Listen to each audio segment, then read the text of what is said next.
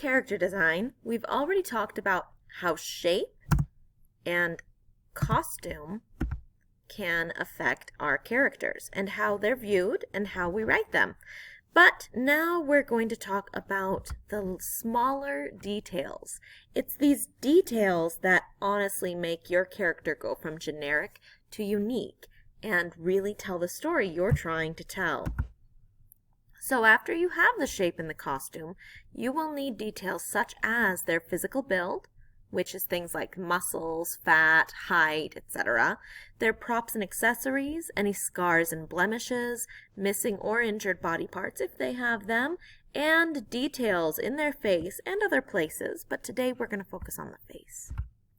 So the entire time you're thinking about details, you want to focus on their life story, including with their physical build. Do they exercise a lot? Are they rich? Would that make them skinny or fat? That's going to depend a lot on their culture.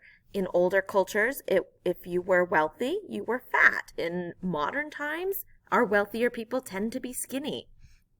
Is this person intimidating? Do they have a big brain? That will affect their character design if you're trying to overemphasize that. And is it better for them to look tall, short, fat, skinny, built, etc.? So some examples that we have here, we have this character who is a jock type from Monster House. You can see that he has a very wide arms. He's very built in the arms, and he's very skinny. You can also tell that his legs are very weak. So you can tell that he's strong because he works out, not just because he was born that way. He's an athlete. And you can also tell from the size of his shape and size and shape of his head that he's not supposed to be smart. Look at where his eyes are on his head. Compare that to where Megamind's eyes are on his head. Compare the size of their the shape of their heads. Both of them have a sort of triangle shape. However, Megamind's leaves a lot of room for a massive brain, and this character's does not. So you can already tell that one is going to be smarter than the other. Megamind also is not physically strong. He has very small, thin limbs. So we can tell this character is not going to be a strong one. He's going to instead focus on his brain. Another example, we have here a character who was designed to be fat. In her time period, wealthy people often were fat. And so we can see her wealth and her status through that size, but it's also not shown for comedic effect. You know, if she was supposed to be comedically funny, she might have a bigger belly or bigger cheeks. No, she's just supposed to look like a real fat person. And she has short hair as well, which also tells us some of the things about her character. And then we've got two characters from Monsters Inc. or Monsters University that are also built very differently. Squishy's character is wider on the bottom. He goes down. He's an up and down triangle. Whereas J.P. Worthington, I think that's his name, is an inverse triangle. You can see he's wider at the top. He has these big shoulders and thin legs, just like our other human jock character. And Squishy doesn't have any of those fit attributes. He's also pretty wide, but he's wide in a different way. He's wide because he's supposed to look chubby. It's supposed to make his character look soft and appealing, and also not very intimidating. You can also see that in even the way their eyes are portrayed and their eyebrows. Different eyes tell a different message about who they are. And then we have a character whose physical build is literally deteriorating because he is a corpse. This is characters from Anastasia, and he is weak. His bones, you can't really see his body because of his costume, but they are bone thin. His face, you can see the skeleton of it because he's supposed to be dead. So that shows. Now, props and accessories, we need to think about what they do. What do they need to do that thing? Do they keep that object with them? What kind of objects would they carry with them? Would they wear jewelry or special shoes? Yes, this does lean into costuming as well. Would they need a hat, glasses, etc.? And finally, is it better for them to have a special thing at all times? Props can make a character really memorable. In our examples, we have Judy Hopps. She's in 2 different costumes with 2 different props. Here she's got the props of a police officer, and then when she's on the farm, she is no longer using any of those props. She's wearing very simple clothes. Her hat forcibly pushes her ears down, which leads us to believe she's sad. And Glinda the Good Witch has the prop of always having her wand. She never actually uses this wand in the movie, if you watch. She does her magic in other ways, but the wand helps signify to us that she's a fairy. And, well, she's a good witch. But it makes us think of fairies because we see fairies with wands. Now, scars and blemishes. This is the key to thinking about their past, specifically a tragic past, if they would have a scar. If they were abused or hurt in the past, maybe they have a scar that they carry with them that shows they can't escape from their past. Do they have to do physical tasks? How would that affect their body? You know, if they're working very hard, maybe they have strong limbs, or maybe they have weak limbs because they're so weak.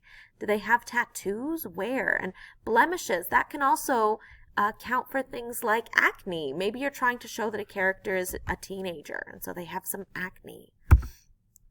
Zuko is an example of a character with a prominent scar. It's right on his face because it's completely unavoidable. We see it throughout the entire show.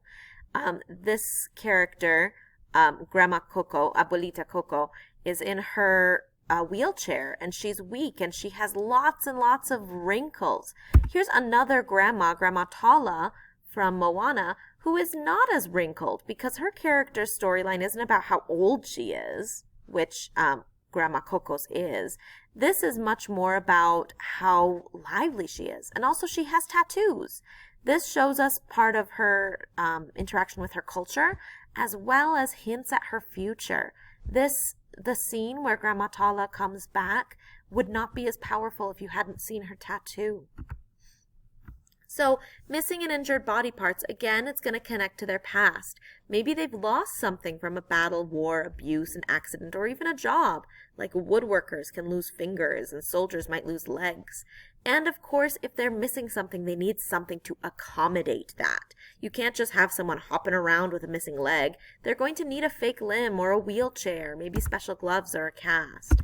In our example, we have, I've forgotten his name, from How to Train Your Dragon. He has both a fake leg and a fake arm because they were eaten by dragons. And he brings that up in his story. It wouldn't be realistic if every single character in the village had all of their limbs and they're constantly talking about dragons.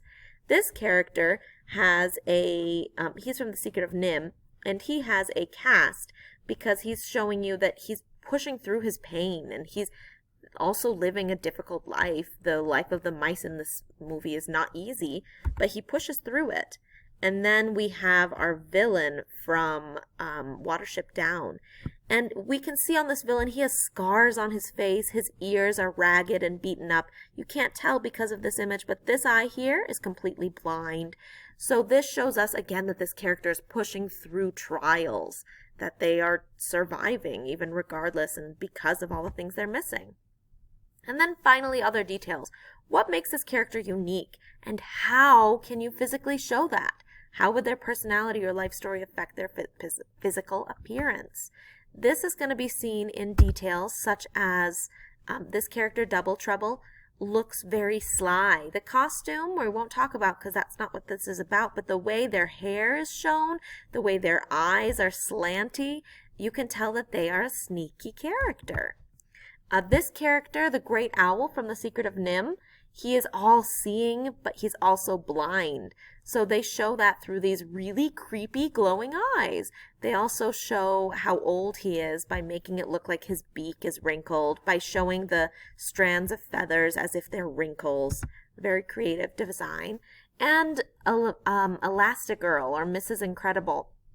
She is designed to look extremely elastic with the way her limbs are so thin and long, but she's also supposed to look like a mom, and you can see that in the way that her body curves.